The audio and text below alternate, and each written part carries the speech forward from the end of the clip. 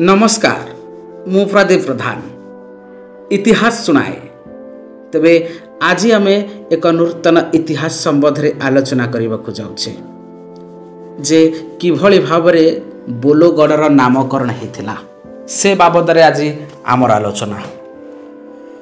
जेपरी नवदुर्ग नयागढ़, खंडपतन दुर्ग खंडपड़ागढ़, अष्टदुर्ग आठगढ़, सेहीपरि बोलोगढ़ प्रथमे बलदुर्ग परे बलगढ़ नाम नामित होता।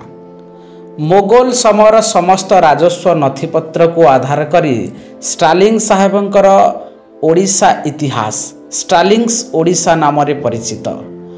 खोर्धा राज्य स्थापन बेले गजपति रामचंद्र देवंक खोर्धा राज्यर जो 71 गढ़र नाम तालिका प्रकाश पाई से 71तम गढ़र नाम बोलोगढ़ बोली उल्लेख रही।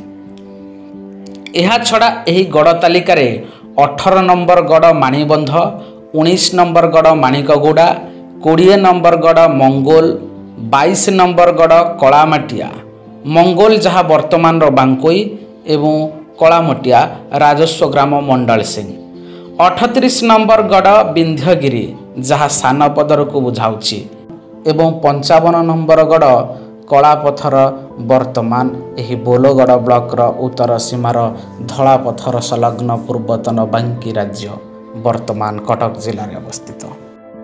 बगलगढ़ बा बजगढ़ बोलोगढ़ नामकरण विषय में बोलोगढ़ पाइक अखड़ा गुरु श्री बानाम्बर महाराणा एक डाक पाइक आखड़ा आरंभ प्रमाणी स्वरूप जो डाक दियंती से बगल पाइछा नाम एक शब्द अच्छी।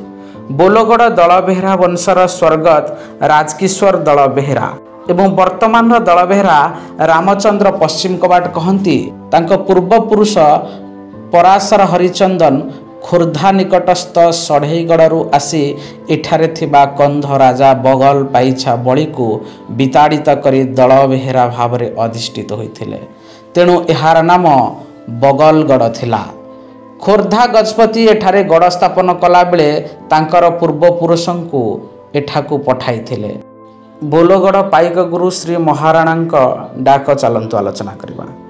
एही प्रकार डाक डाकंती वीर श्री गजेश्वर विराधी वीरवर महिरे महिपति अयोध्या नृपति तले बसुमाता उपरे धर्म देवता बगल पाइछा खंडा कलिजुग संढा हस्ती में अमारी घोड़ा में सवारी ढाल तरबार बामे बाहुबंध चारिपाशे अनेक सेवाकारी 18 गढ़जात मध्यरु पुरी महाराजांक पाइक आसीअछु हजूरुंक पासे डाक देउछु जुहार देउछु हे मणिमा। शेषे पाइक गुरु बोली आमे 18 गढ़जात मध्यरु पुरी महाराजांक पाइक आसीछु। इतिहास कहे सूर्यवंशर प्रतापी गजपति प्रताप रुद्रदेवंकर 18 पुओ थिले। तांको अंते पुरुषोत्तम देव जे कि कांची अभियान करिथिबा गजपति थिले। ओडिशार सिंहासन आरोहण करिबा बेले 18 भाई को 18 गोटी छोट राज्य प्रदान करी सेमानंकर थैथान व्यवस्था करिथिले। परवर्ती काल में खोर्धा राज्य स्थापन बेले गजपति रामचंद्र देवं को 18 गढ़जातर राजा माने सहायता करथिले। एणु खोर्धार समस्त गढ़ स्थापन बेले पुरी महाराजांक पाइक 18 गढ़जात मध्यरु आसीथिबा मने हुए। एही तथ्य को आधार करी पाइक डाक होइथिबार अनुमान करा जाए। हरप्रसाद दासंक द्वारा दैनिक संवाद रे प्रकाश पाउथिबा ओडिया जनजीवनी कथा शीर्षक धारावाहिक प्रबंधर ओडिया हाथी अध्याय ओडिशा रे गजपति शासन अभ्युदय विषय एक प्रबंध प्रकाश पाई। श्रीजुक्त दास उक्त प्रबंध रे बोलोगढ़ पाइकंकर निमक्त डाक स्थान देछंती। ओडिया हाथी ओडिया जातिर जीवन कथा गजपति राजा को बोलोगढ़ पाइकर अभिनंदन एहीपरि।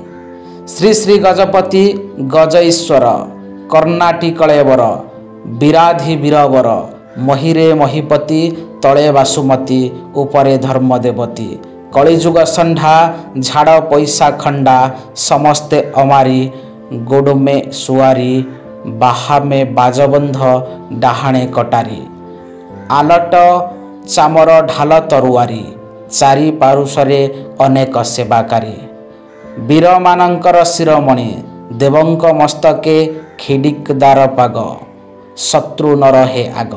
ଶ୍ରୀଯୁକ୍ତ ଦାସଙ୍କ ସଂଗୃହୀତ ଏହି ଲୋକବାଣୀ ସହ ବୋଲଗଡ଼ ପାଇକ ଗୁରୁଙ୍କ ଡାକର ସାମଞ୍ଜସ୍ୟ ରହିଛି। ପୂର୍ବେ ବୋଲଗଡ଼ ଅଞ୍ଚଳ ଘଞ୍ଚ ଜଙ୍ଗଲରେ ପରିପୂର୍ଣ୍ଣ ଥିଲା। ଏହାକୁ କନ୍ଧଡ଼ା ମୂଲକ ଏବଂ କନ୍ଧ ଦଣ୍ଡପାଟ ବୋଲି ମଧ୍ୟ କୁହାଯାଉଥିଲା।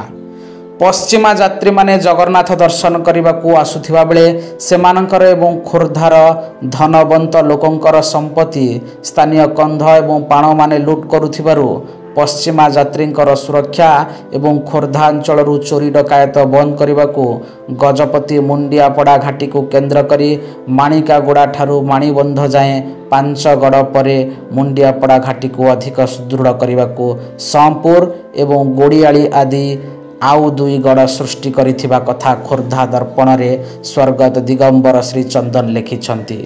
ପୁଣି ରଣପୁର ରାଜା କନ୍ଧ ଥିବାରୁ ତାଙ୍କର ଏହି କନ୍ଧପାଣଙ୍କ ସହ ପୂର୍ବ ସମ୍ପର୍କ ଥିଲା। ଏଣୁ ଏଠାରେ ବଗଲ ନାମରେ କନ୍ଧ ମୁଖ୍ୟ ଥାଇପାରନ୍ତି ଏବଂ ତାଙ୍କ ସ୍ତ୍ରୀଙ୍କ ନାମ ପାଇଛା ହୋଇଥାଇପାରେ।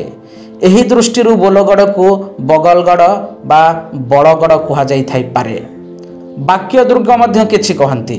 ବୋଲଗଡ଼ର ପ୍ରମୁଖ ବ୍ୟକ୍ତି ତଥା ପୂର୍ବତନ ସର୍ବରାକାର ସ୍ୱର୍ଗତ ଘନଶ୍ୟାମ ପଟ୍ଟନାୟକ ତାଙ୍କ ରଚିତ ଗରୁଡ଼ ପୁରାଣରେ ବୋଲଗଡ଼କୁ ବାକ୍ୟ ଦୁର୍ଗ ବୋଲି ବର୍ଣ୍ଣନା କରିଛନ୍ତି। ଏହି ତଥ୍ୟକୁ ଅନୁଧ୍ୟାନ କରିବାରେ ଜଣାଯାଇଛି ଯେ ବୋଲଗଡ଼ର ଗ୍ରାମଦେବୀଙ୍କ ନାମ ବାଉତି ବା ବାକଦେବୀ। ଏଣୁ ଏହାର ନାମ ବାକ୍ୟ ଦୁର୍ଗ ନାମରେ ସେ ବର୍ଣ୍ଣନା କରିଥିବା ଅନୁମତି ହୁଏ। ପରବର୍ତ୍ତୀ ବୋଲଗଡ଼। ବୋଲଗଡ଼ର ମୁଖ୍ୟ ଠାକୁର ବ୍ରଜମୋହନ ଦେବଙ୍କ ନାମର ପ୍ରଥମ ଅକ୍ଷର ବ ଏବଂ ବୋଲଗଡ଼ର ବ୍ରଜମୋହନ ଦେବଙ୍କ ମଠର ପ୍ରଥମ ମହନ୍ତ ସ୍ୱର୍ଗତ ବିନୋଦ ଦାସଙ୍କ ନାମର ପ୍ରଥମ ଅକ୍ଷର ବ ଏବଂ ସ୍ଥାନୀୟ ଶିବ ବାଲୁଙ୍କେଶ୍ୱରଙ୍କ ପ୍ରଥମ ଅକ୍ଷର ବ ଏବଂ ଗ୍ରାମ ଦେବତୀ ବାଉତୀଙ୍କର ପ୍ରଥମ ଅକ୍ଷର ବ ଥିବାରୁ ଏହାର ନାମ ବୋଲଗଡ଼ ହୋଇଥିବାର ଏହି ବ୍ରଜମୋହନ ଦେବଙ୍କ ମଠର ପୂର୍ବତନ ମହନ୍ତ ସ୍ୱର୍ଗତ ରାମଗୋପାଳ ଦାସଙ୍କ ଠାରୁ ପ୍ରକାଶିତ। ଇଂରେଜ ଶାସନ ସମୟରୁ ବୋଲଗଡ଼ରେ ପୋଲିସ ଥାନା ଏବଂ ବନ ବିଭାଗ କାର୍ଯ୍ୟାଳୟ ଡାକଘର ସ୍ୱାଧୀନତା ପରେ ବୋଲଗଡ଼ ବ୍ଲକ ଏବଂ ନିକଟ ଅତୀତରେ ଏଠାରେ ତହସିଲ କାର୍ଯ୍ୟାଳୟ ଏବଂ ସବ୍ ରେଜିଷ୍ଟ୍ରାର କାର୍ଯ୍ୟାଳୟ ପ୍ରତିଷ୍ଠା ହୋଇଥିବାରୁ ଏହା ବୋଲଗଡ଼ ଅଞ୍ଚଳର ସଦର ମହକୁମାର ମାନ୍ୟତା ଲାଭ କରିଛି। ତେବେ ଆଜି ତ ସମୟ ହୋଇଯାଇଛି। ପୁଣି ଥରେ ଆଉ ଏକ ନୂତନ ଅଧ୍ୟାୟରେ ଆଉ କିଛି ଅଣଆଲୋଚିତ ବିଷୟ ସହିତ ଆସିବି। ସେ ପର୍ଯ୍ୟନ୍ତ ବିଦାୟ ନେଉଛି।